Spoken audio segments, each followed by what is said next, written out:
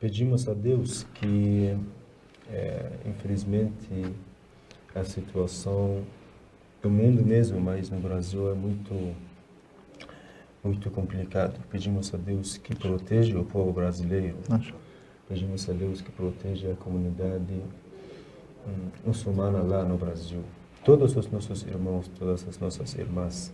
Esse mês grandioso. Esse mês é o mês da oração, o mês da súplica, irmão. Nesse mês nós precisamos suplicar, pedir a Deus, né, em primeiro lugar, para, nesse caso, para resolver esse problema mundial.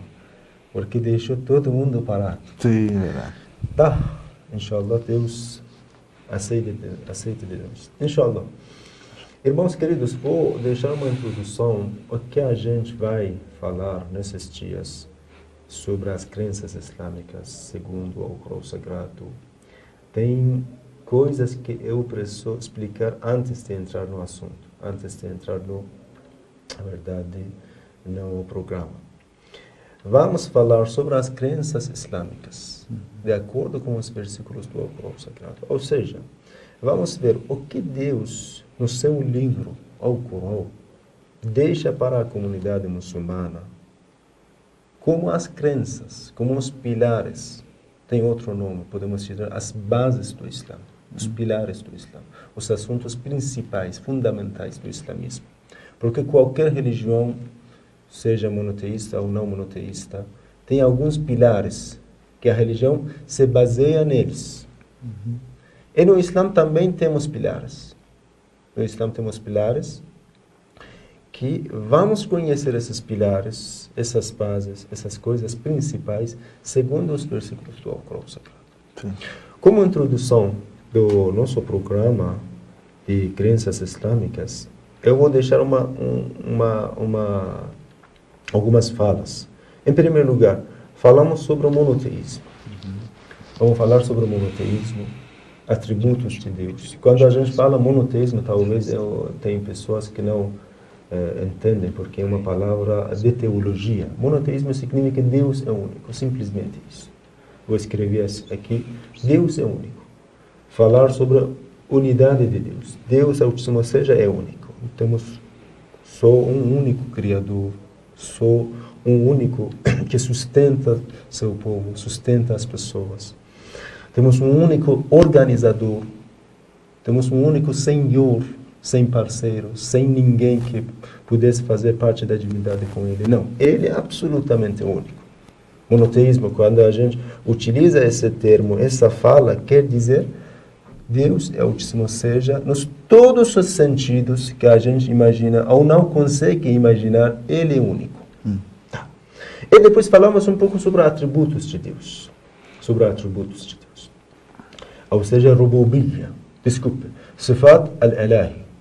Os atributos de Deus. Quando a gente utiliza esse termo, quer dizer Deus é absolutamente perfeito. Nos todos os sentidos. No seu poder, no seu conhecimento, do nível máximo. Sabedoria por todos, organização, né? Rububiyya, senhorio de Deus. Que Deus, Altíssimo seja, no seu senhorio, Ele é absolutamente único. Esse universo, essa terra, somente tem um soberano. Não tem dois, um só.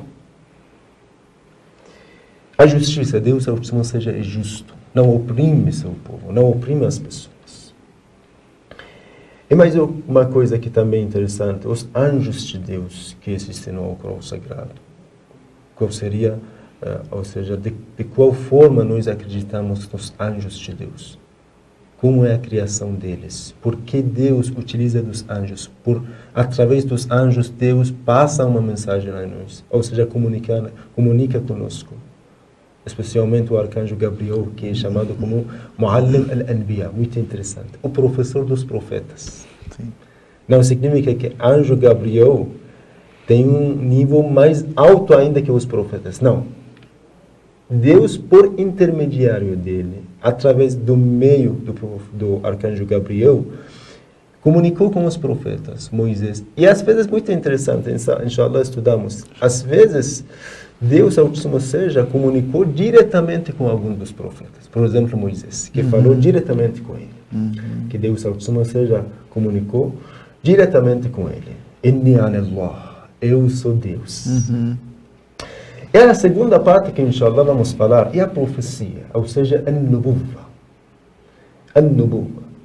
An-Nubuwwa quer dizer Deus, entre as pessoas, entre a humanidade, escolheu algumas pessoas para ser mensageiro de Deus, para ser profeta, né? Inshallah explicamos que tem uma diferença entre esse termo que a gente chama os mensageiros como profeta na igreja e no islamismo, né? Temos uma diferença que inshallah vou dizer, porque quando a gente estuda teologia cristã, qualquer pessoa que consegue profetizar é um profeta, mas no Islã não. Aquele que recebe a revelação seria um profeta, seria um mensageiro de Deus. Isso é muito importante, inshallah, falamos depois. Olha, irmão, estou numerando as coisas que vou falar como uma introdução para as pessoas conhecerem, porque a gente vai deixar para eles nessa parte as crenças islâmicas. Eu vou falar sobre os livros revelados, os livros que Deus Altíssimo Seja revelou para o profeta, os 5 maiores profetas, como Noé, Abraão, Moisés, Jesus e, por fim, o profeta Muhammad. Que a paz de Deus esteja com todos eles que são os nobres, os mais nobres homens que Deus Altíssimo Seja criou. E depois, na parte da profecia, a gente fala sobre o imamato. O imamato quer dizer, depois do falecimento do profeta Muhammad, o Alcorão Sagrado nos indica, ou seja, nos mostra mais uma liderança que nós chamamos de imamato. Acreditar na liderança espiritual dos familiares do profeta Muhammad. Deixa eu explicar um pouco mais detalhado. E por fim, terceira parte, vamos falar sobre o retorno no dia do juízo final. E falar sobre o dia da ressurreição. Tem outros nomes, dia do julgamento final, dia do juízo final, dia da, não sei, dia de Qiyamah, né? Tem vários nomes. E falamos sobre Barzakh, a vida após a morte, ou seja, a vida de túmulo, tem vários nomes. Vida na barreira, Barzakh quer dizer isso. Essa palavra Barzakh tem esse significado, literalmente. Barzakh significa, literalmente, uma barreira entre duas coisas. Né? Entre duas coisas. Como um vale que está entre duas montanhas. A vida terrena, mundana, que estamos vivendo agora, e vamos morrer. Inshallah, Deus prolonga a tua vida, irmão. Te proteja a tua família. Depois da nossa morte, né, vamos entrar numa vida chamada a vida de Barzakh, a vida de túmulo.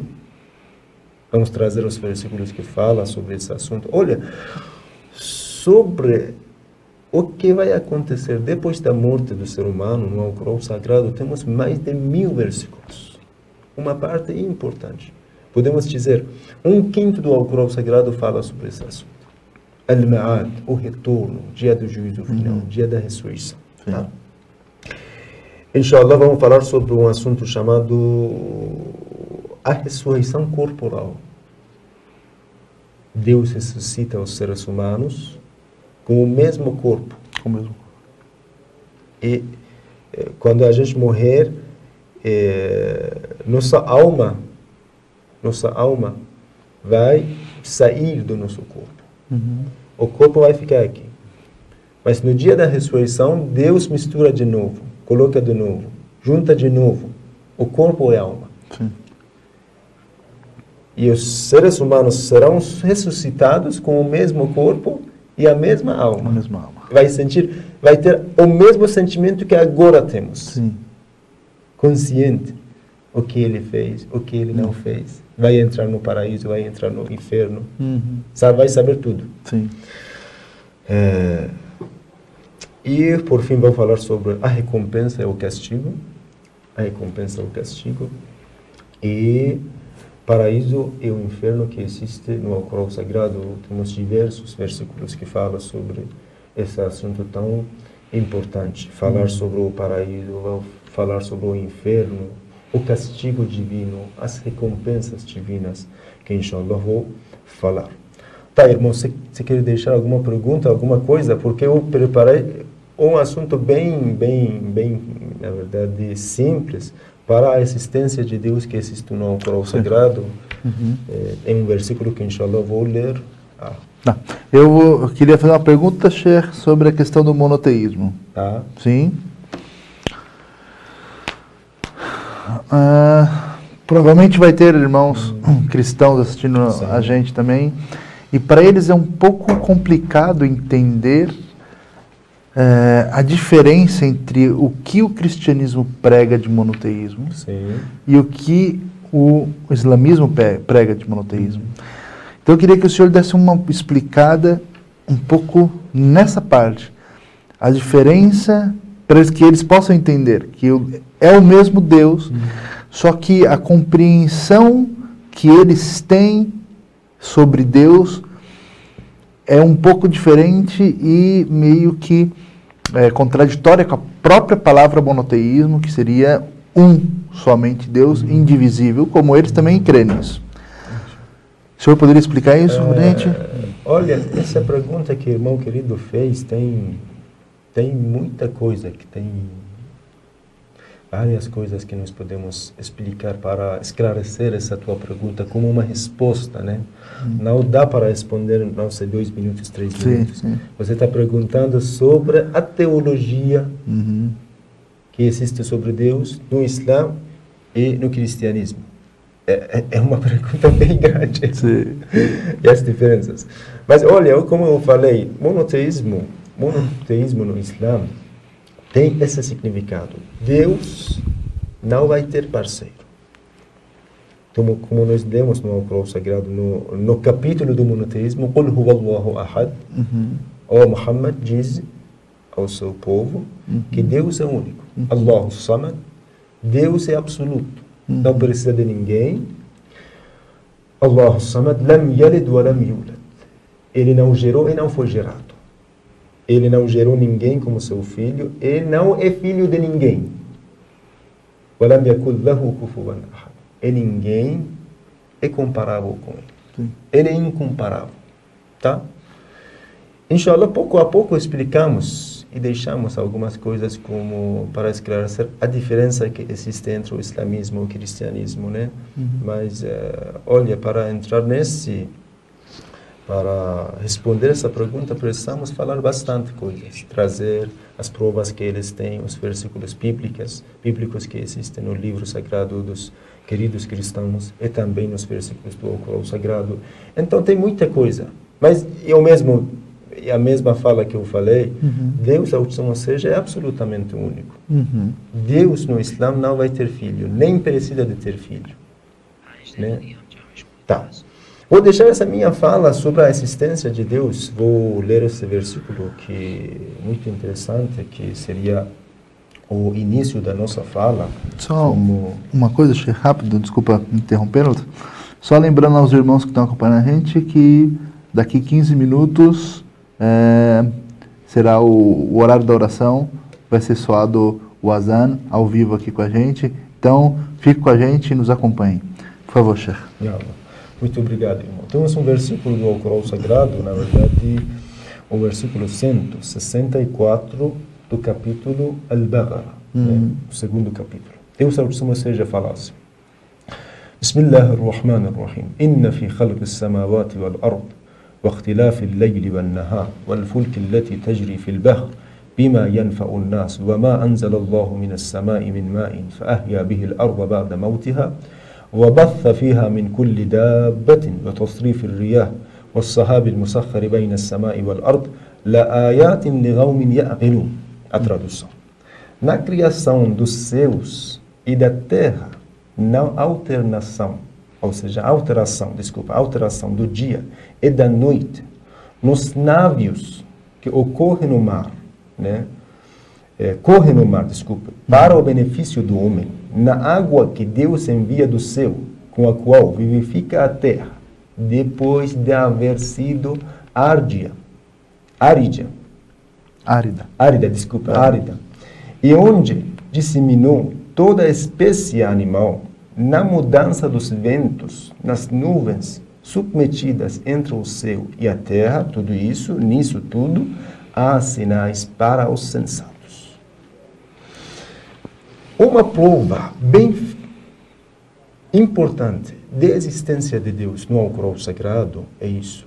Olhar para a criação de Deus, olhar para o mundo existencial, esse universo que estamos vivendo, essa terra que estamos vivendo, e através dessa criação acreditar em Deus. Deus, nesse versículo do Alcorão Sagrado, fala: olhem para o céu, para a terra. Quem criou tudo isso?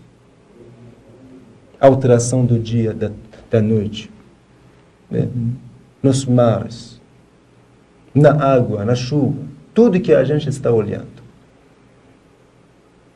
Sim. E na parte final do versículo fala assim: há sinais para os sensatos, as pessoas que enxergam com atenção. Sensato, aquele que olha, enxerga com atenção. Então, uma prova da existência de Deus é sua criação. Você está passando de uma rua, não tem nada, um terreno, sem casa, sem nenhum edifício. Você vai viajar, não sei, por 2 anos e volta para o Brasil. Na mesma rua, do lado da tua casa, oh meu Deus, levantaram uma casa, um edifício tão grande. Qualquer pessoa pergunta de você, oh, isso foi feito de repente. Ninguém fez essa casa. Você fala, meu Deus, que estúpido, que homem tolo.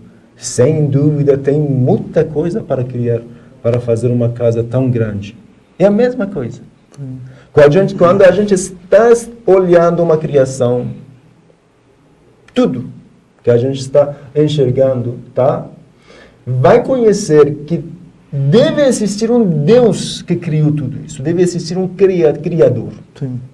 Como uma casa vai ter um criador. Né? Pedreiro, essas pessoas, engenheiro, qualquer pessoa que ajuda para construir uma casa. Sem dúvida, essa criação, esse universo, essa terra, tudo que a gente está olhando, vai ter um criador. Vou contar uma história muito linda, irmão. Uma vez, uma pessoa estava quase louco e levou seu filho para o Imam Sadiq, né, o 5º imam. Falou para o Imam Sadiq: esse filho não para de me perguntar, de me questionar. Me mostra Deus. Me mostra Deus. Onde está teu Deus? Onde está teu Senhor? É? Me mostra Deus.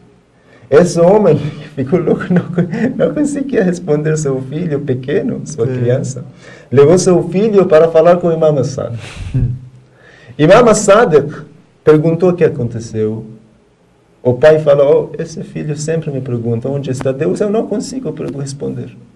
Como responder? Como apontar para um lugar? Aqui está Deus. Então vai responder, vai me perguntar de novo, então não está aqui Deus? Imam Sadiq mandou trazer um copo de água e colocar um pouco de açúcar e mexer um pouco para dissolver açúcar. E deu para o filho. Toma esse filho. Toma o filho. Beba um pouco da água desse copo. Ele tomou. O imam falou: que sabor ele tem? Essa água. Falou: é doce. É doce. Então, Imam Sadiq alayhi salatu wassalam falou: por que está doce? O filho respondeu: porque talvez antes misturaram um pouco açúcar nela. E o Imam Sadiq alayhi salatu wassalam falou assim: você consegue me mostrar o açúcar? O filho falou: não. Mas o sabor dele, o sabor dessa água, desculpa, o sabor dela, nos mostra que sem dúvida havia um açúcar para adoçar, né, essa água. Sim. Então, o Imam Sadiq falou, muito interessante. segundo a fala dele, tudo que a gente vê é um sinal da existência de Deus.